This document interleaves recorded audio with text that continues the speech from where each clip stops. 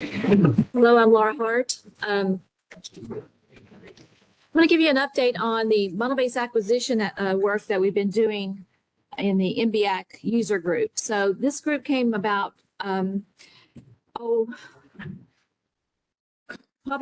we restarted probably a year ago.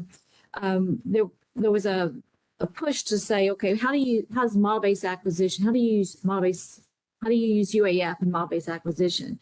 And it grew beyond that to we realize it's not just about UAF.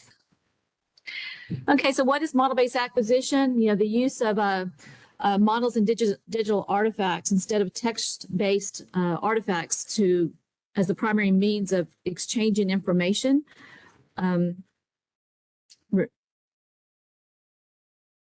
So model-based acquisition is about using models during acquisition instead of text. And why does this matter? Because we're seeing a lot of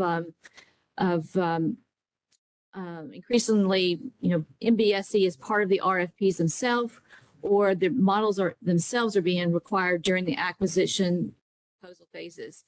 And what we're also seeing is there's a lack of standardization in the RFPs themselves, as well as in the responses to those RFPs. And how we tried to address this is we created this cross-industry group called Model-Based Acquisition User Group.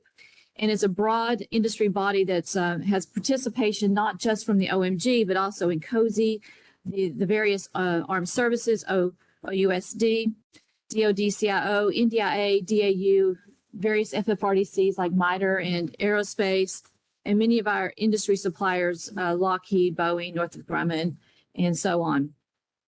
But I think we've started seeing these model-based RFPs coming to us in the past. Thank you. Coming to us in the past, and the suppliers would respond, the OEMs like the Lockheeds and Northrop Grummans and so on. But when the government would get them, they would have to look at them and try to figure out, okay, well, did they give us the information that we needed to actually evaluate them? And where is it? And is it complete? And, how do you do the analysis? So at every point where there was a learning curve. And if you're the OEM, there's a learning curve because maybe every service would do it slightly different. And it would kind of, change our process. We'd have to adjust to the various RFPs that were coming to us. So I did started seeing that a lot of the OEMs started trying to create their best their best policies to respond. But again, they were different. I think we've all come to the conclusion. It took us years to get there, I think, to say that maybe we could do this better together. It's just really too hard for everybody to do it individually, and we're not getting the same benefit when we do it differently. So these are a couple background slides because I think it's important when we're talking that we have some common vocabulary that to continue the conversation. And the reason why this is important is because what we need in our model-based acquisition are different kinds of models. It's not just about creating an architecture model. It's also about, understanding the analytics that needs to be done in the context of that architecture model. So there's two kinds of models, just to kind of talk about, so that we can continue talking. We have that system architecture model that provides that. It's a descriptive model that provides, emphasizes how all the individual pieces are put together, who's responsible for what behaviors, what kind of information needs to be exchanged. And then we have those other kinds of models that are just as important or even more important. And those are those analytic models or simulation models. And they're usually there to emphasize some specific aspect of performance or there to reduce risk or to do optimization. But you need them both. And this whole set of federated information, it's not all just one big model. It's it can be multiple models, multiple federated information. It evolves over time and it changes from pre-RFP, evaluation, award, execution of the program, all the way out through, operational state. So it's going to change. It's not the same thing. It's not static.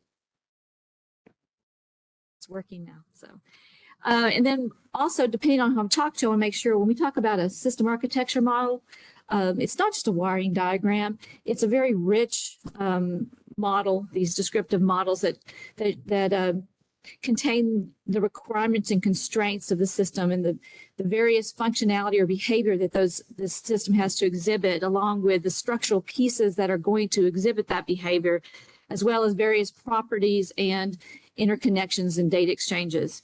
So this system architecture model using UAF and that's based on SysML is to have an integrated approach here. So now I want to talk about what we're doing, to set the stage that we need various kinds of models, and in model-based acquisition, we're going to have both of those kinds of models as well. This is kind of the scope of what model-based acquisition is looking at. And as you can see, it's not just going to be one standard. So everything in, I'm going to start out with the green box. The green box is where, that might be where Raytheon is, or Lockheed, or Boeing. They're over there. They got some stuff in various forms, for their RFP, and they're creating this exquisite, they have an exquisite model-based approach. But then all of a sudden they get something from the government, it's a different form, and they have to adjust. As well, the output that the models that they're creating might not be the form that the government can consume to do their evaluation. So they're going to be, they're going to be impacted by this. So it's to our best interest to help develop or understand what's going to come to us in a consistent way. I got my OEM hat on, and also to understand what's going to be expected of us, to what we have to create to respond to the RFP to show compliance. So let's back up now, let's broaden the scope. What is this group doing? We're trying to define the artifacts and modeling structures that will be given to the that will be part of the RFP to give to the OEMs. And so everything in purple here is part of what is actually handed off to the OEMs as part of the RFP package in some way. And let me just talk about what those things are. So we still may have, we're going to evolve. We may still have some non-modeling artifacts. Maybe it's structured data in some form.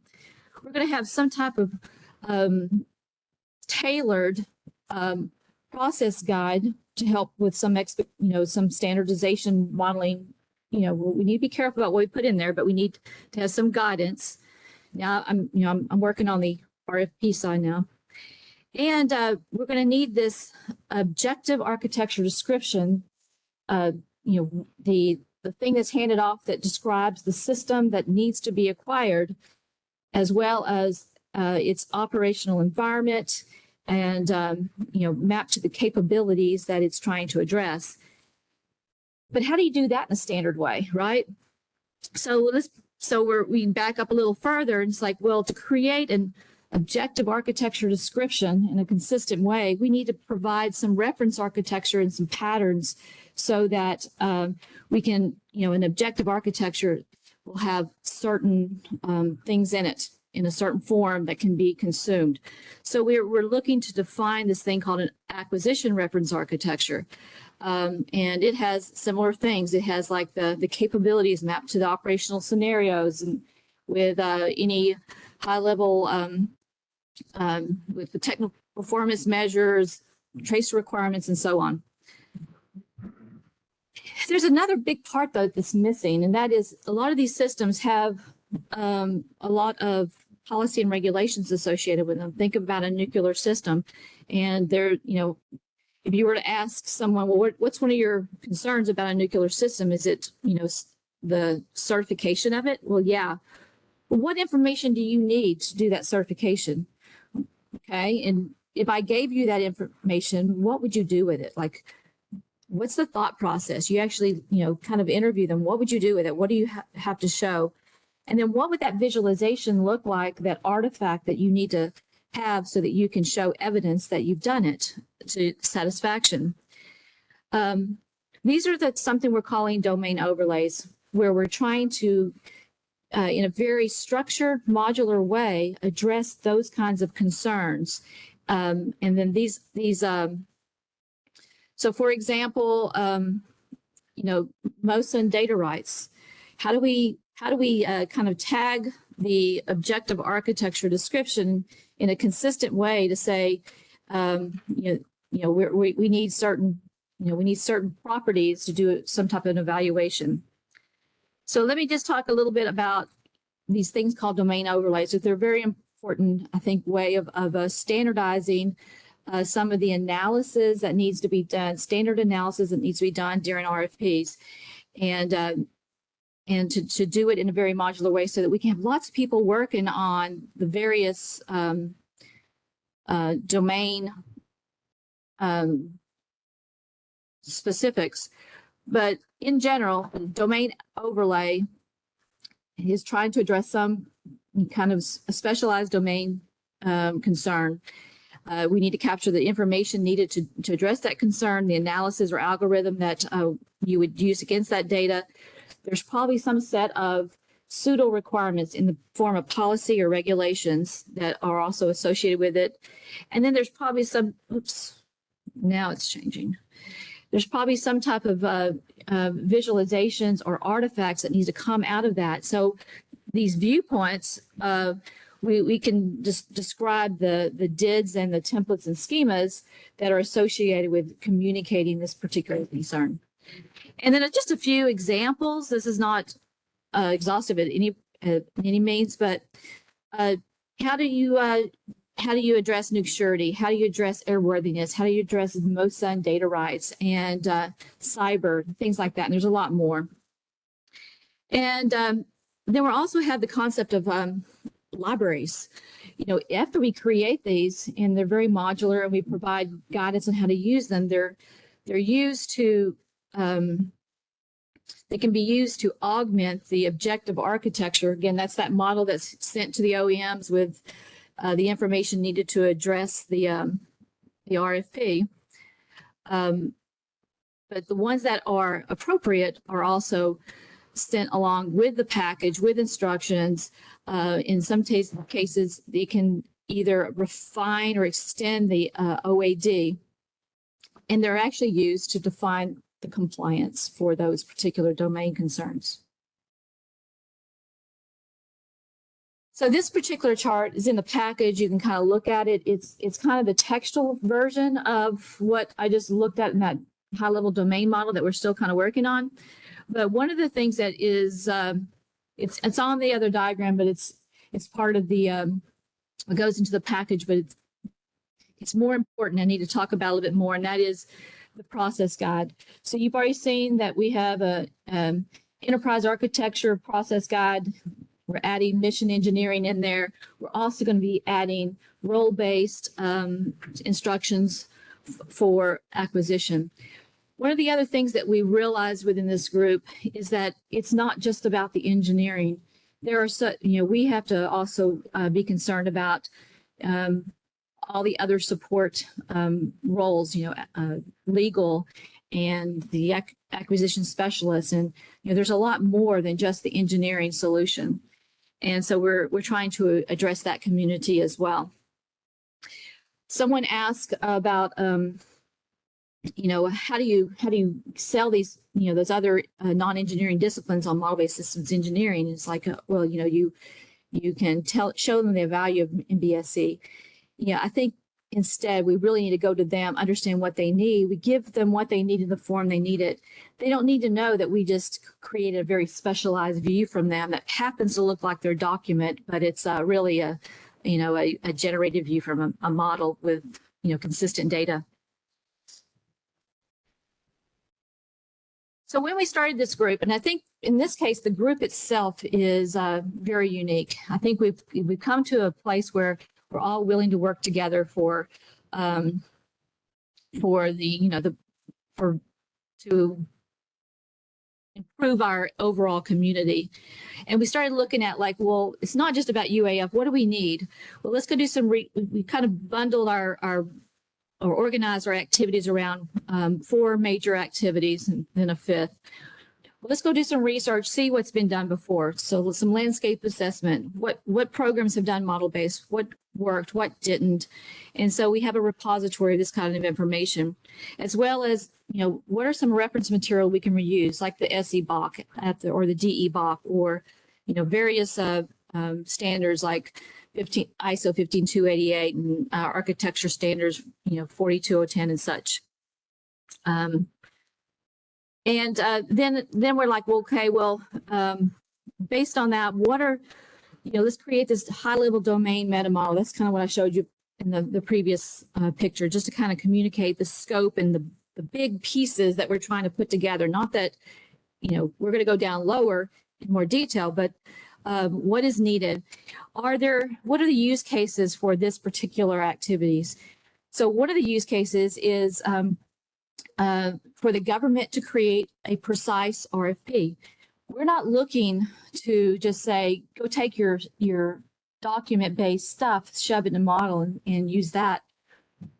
The value is in the process itself. We want to provide the guidance on doing the systems engineering process, and the outcome is is a better understanding of what needs to be acquired and a better understanding of how to communicate it to the OEMs.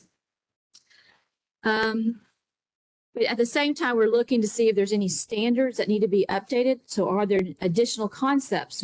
Earlier today, we were talking about additional concepts for missions, for mission engineering. There may be additional concepts for acquisition that we also want to bring into the UAF.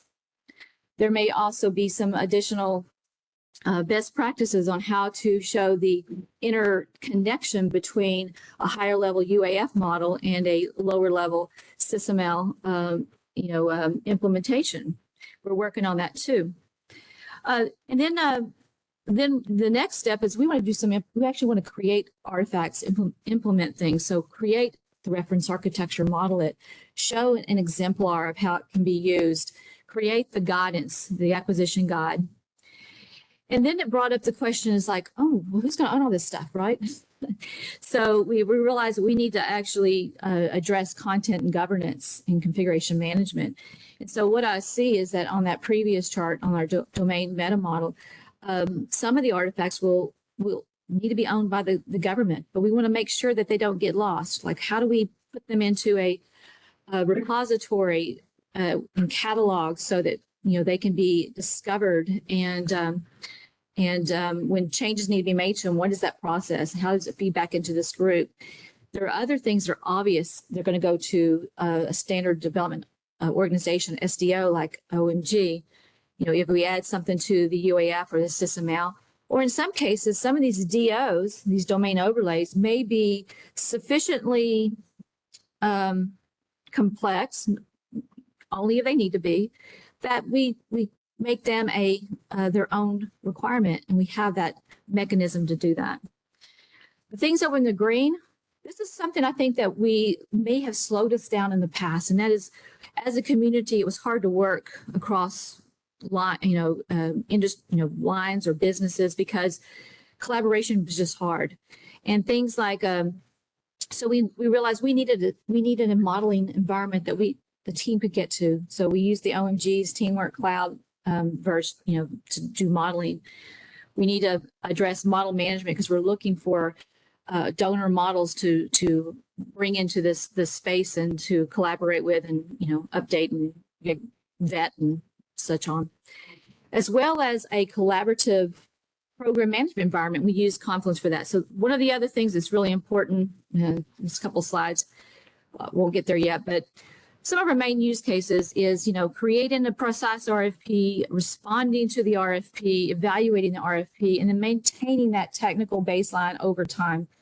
So when Daniel talked about being born native, being born digitally, that's what we're trying to do, is move the value of model-based engineering to the left into acquisition so that everyone gets the benefit of it. When it gets moved, so many years ago, there was an instance where, as a contractor, we got an RFP and it was paper, but the response was a model. There's too much technical debt at that point to figure out, the OEM to say, okay, how do I consume all this paper and put it into a model? And you spend so much time doing that, you're not focusing on the real issue, which is responding with a good solution. And then the next time it was like, they asked, what do you need? We said, we need a model first and we need these things. We got that and we responded, but all the OEMs responded. And when they got the government got the models back, that's when they saw, oh, here's another issue. They didn't respond in the same way. It's like giving somebody a dictionary, say, write a book, and then being surprised that it's not the same book, type thing. So we've been doing this, but not in a standard way.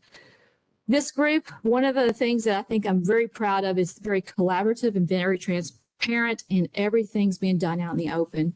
We're putting everything on a Confluence page. So for example, as this DMM changes, we meet, we add things to it. It gets posted on the site. People can see it. And I think we can move faster because we're collaborating in the open. It's not, we have teams go off and come back in 6 months and tell us what they've done.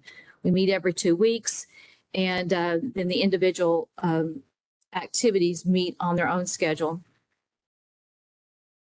So we are planning on creating, reference architecture, just using those to create an objective architecture description, which is the artifact that's specific to a particular system, guidance, and part of that is also coming up with a very precise definition and concepts in a taxonomy that we're working on as well. And we'd love for you to contribute and participate if you have the bandwidth. And let me see if I got 5 minutes. So this is in the package, and I think this is something that I don't bring up enough, and that is during these different phases, who's doing what and what are you, what's the value for them? I'm just going to go over this one, and that is, and I'm going to start with the tagline at the bottom. During the RFP preparation, the process itself, going through the process that generates the OAD and understanding what actually needs to be acquired is where the real value is. So during the RFP preparation and planning phase, the government uses this process and these artifacts for them to get a clear understanding of the system that's being acquired through the creation of these OAD. The OAD is the summation of the whole process and thought and analysis and understanding the problem and what is needed. It's not just creating the OAD from, magic. Understanding the operational context and the capabilities they're trying to fill, and refining the requirements and understanding the constraints. So the process itself is what's important.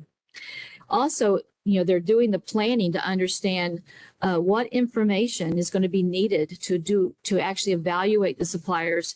And so this is the case where they're looking at, do we have a domain overlay that can already be used to measure like various most use cases and their associated metrics, or is it something unique to this particular system that they need to create something new? Determine implications of any contracting language. Communicate the RFP content unambiguously to supplier. So I'm going to stop there. There's a slide associated with each one of these phases. I didn't even mean to bring these up today, but these are where some of this is the kind of content we're looking at to generate our use cases to say, okay, what is the use case and what is the process flow to actually create a model-based RFP?